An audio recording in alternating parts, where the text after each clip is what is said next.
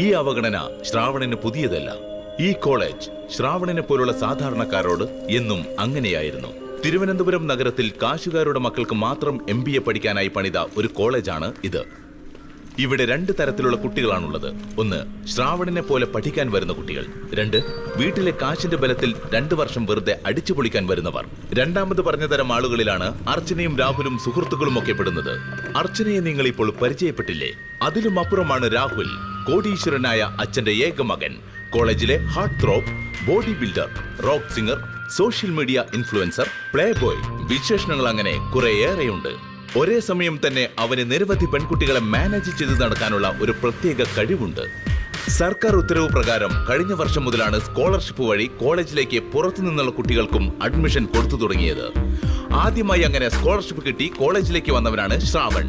പക്ഷേ വന്നു കയറിയ സ്ഥലം ശ്രാവൺ പ്രതീക്ഷിച്ചതിലും അപ്പുറമായിരുന്നു.